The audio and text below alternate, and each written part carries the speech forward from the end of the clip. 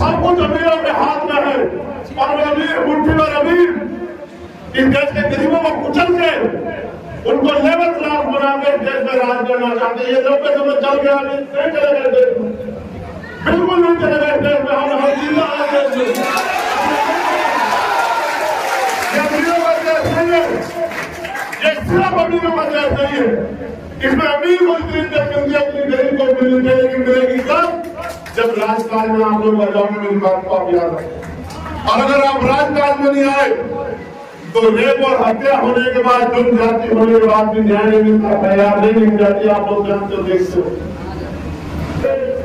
चाहे भारतीय जनता पार्टी के लोग हों या इंडिया अलायंस के लोग हों, सबने हमारी वोट को चुनाव के समय हमारी बस्तियों में आके बाबा साहब अम्बेडकर का नारा लगा के, माननीय काशीराम साहब का नारा लगा के, राष्ट्रपिता ज्योतिबा फुले का नारा लगा के, छत्रपति शिवाजी महाराज का नारा लगा के हमें अपना बता के हमारे वोट को लेने का काम किया। लेकिन जब इतनी बड़ी घटना घटी तो किसी के मुंह से एक शब्द नहीं निकला। आप ये समझिए, सरकार की योजनाओं का फायदा तो जनता को तब होगा जब वो जिंदा रहेंगे। जब वो जिंदा ही नहीं रहेंगे तो सरकार की किस योजना का फायदा उनको मिलेगा?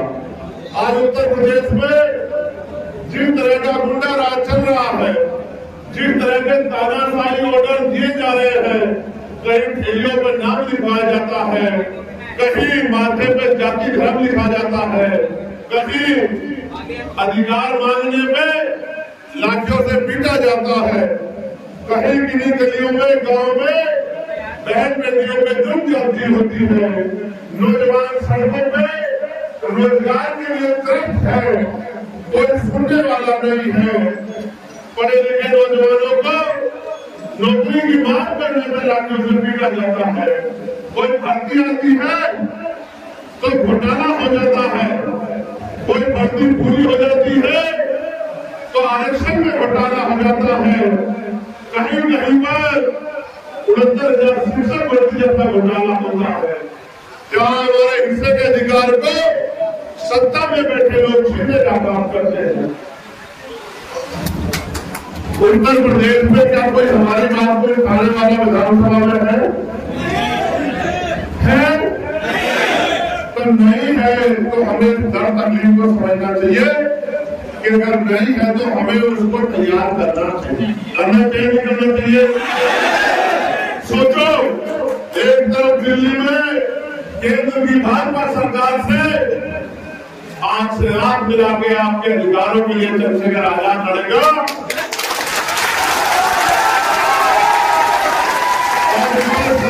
विधानसभा में आंख से आंख मिला के आपके क्षेत्रों की समस्या के लिए और आपके अधिकारों के लिए आपका एमएलए लड़ेगा, मुख्यमंत्री से आंख मिला के सवाल खड़े करेगा। मैं उस दिन को बहुत जल्द देखना चाहता हूँ। आपके यहाँ चुनाव है गोरखपुर में, मैं मानता हूँ विपक्ष में भी बहुत सारे एमएलए हैं, सत्ता में भी बहुत सारे एमएलए हैं, लेकिन आजाद समाज पार्टी के माध्यम से गरीबों, किसानों, दलितों, पिछड़ों, आदिवासियों, मुसलमानों, जैनों, सिखों, बौद्धिस्टों, महिलाओं की आवाज उठाने वाला एक भी मजबूत आदमी मुझे दिखाई दिया। क्या आपके रोने से को दर्द होता है क्या? आपके मरने से किसी को दर्द होता है क्या? आपके भूखे पेट से किसी को तकलीफ होती है क्या? आपके सड़क पे या अस्पताल में मरने से किसी को तकलीफ होती है क्या? सच ये है कि आज भी ये लोग जो सत्ता में बैठे हैं वो आपको इंसान नहीं मानते। अगर इंसान मानते तो जब घर में हमारे लोग भूखे पेट सोते हैं तो उनको तकलीफ होनी चाहिए। जब जाति धर्म के नाम पे जुल्म होता है तो उनको तकलीफ होनी चाहिए। या जब पढ़ा लिखा नौजवान घर में बेरोजगार घूमता है और अपने खून का एक कतरा और अपना पेट काट के लगाने वाले, उसको आगे बढ़ाने वाले उसके माँ बाप उदासी का जीवन जीते हैं तो इनको तकलीफ होनी चाहिए। अगर इनको तकलीफ नहीं होती है तो आपको तकलीफ होनी चाहिए, क्योंकि जब तक आपको तकलीफ नहीं होगी तब तक आपकी समस्या का हल नहीं होगा और आपकी समस्या का हल नहीं होगा। ये जो नौजवान क्या बहुत जोर जोर से नारा है, बहुत अच्छी बात।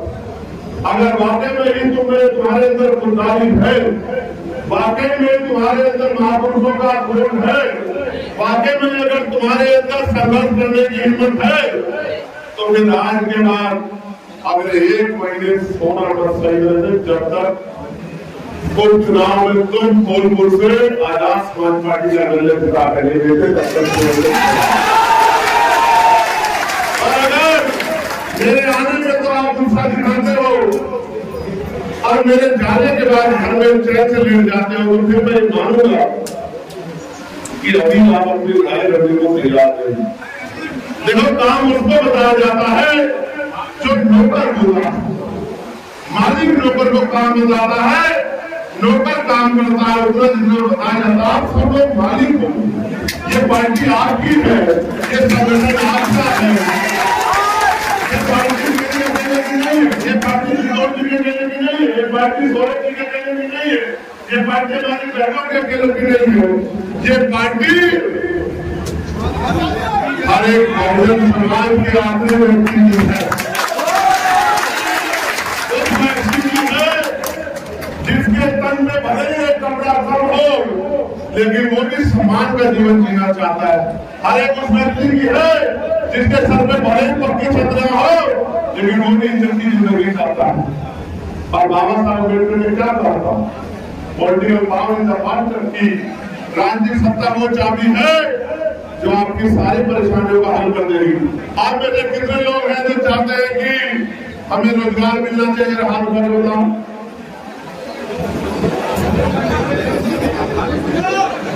हाथ नीचे करो, तो फिर मांगने वाला नहीं देने वाला बनना पड़ेगा, समझे नहीं समझे?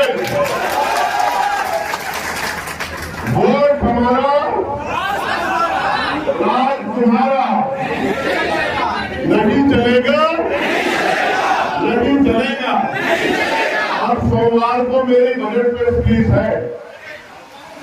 इस देश में लंबे समय से सरकार, फिर मैं आपको वचन देकर कहता हूं, अगर आपने अपनी जिम्मेदारी का 2 वोट डाले तो 2027 में वो सैलाब आएगा कि आपके क्षेत्रों में एक जैसे हॉस्पिटल भी बनेंगे और 2 धंधे मिलकर हमारे पढ़े लिखे नौजवानों को रोजगार मिलेगा। और एक तरफ बड़े बड़े प्राइवेट स्कूल, दूसरी तरफ सरकारी स्कूल बंद किए जा रहे हैं, गरीब नहीं घुस सकता प्राइवेट स्कूल में, तो समान शिक्षा प्रणाली लागू होगी। गरीब का बच्चा भी डॉक्टर इंजीनियर बनना चाहे, वकील बनना, जज बनना चाहे, तो बहुत कम पैसे में उसको पढ़ाई करने का अवसर मिलेगा। गरीबों के लिए बेहतर इलाज की व्यवस्था होगी, और ये तभी होगा जब आजाद समाज पार्टी को आप ताकतवर करो। किसी बहन बेटी की तरफ से गुंडा हाथ नहीं उठा के देखेगा, किसान सुसाइड नहीं करेगा। कब? जब आजाद समाज पार्टी ताकतवर होगी। आशा आंगनबाड़ी कार्यकर्ताओं को, बहनों को, भोजन माता को, ग्राम सेवक को, तमाम लोगों को, औरतों और होमगार्ड के लोगों ने मुझसे कहा कि भैया हमें वेतन बहुत कम मिलता है, उनकी मांग भी मैं उठाऊंगा अभी जाकर दिल्ली पार्लियामेंट में। मैं आपको भी कह रहा हूं, इन सबका वेतन वृद्धि, चाहे अनुदेशक हो या शिक्षा मित्र, उनकी लड़ाई, उनका वेतन वृद्धि, या पुलिस के लिए 8 घंटे की ड्यूटी, इनके लिए भी हम लोग सारे काम करने का काम करेंगे। लेकिन आप भी अपनी कमर कस लो, ऐसे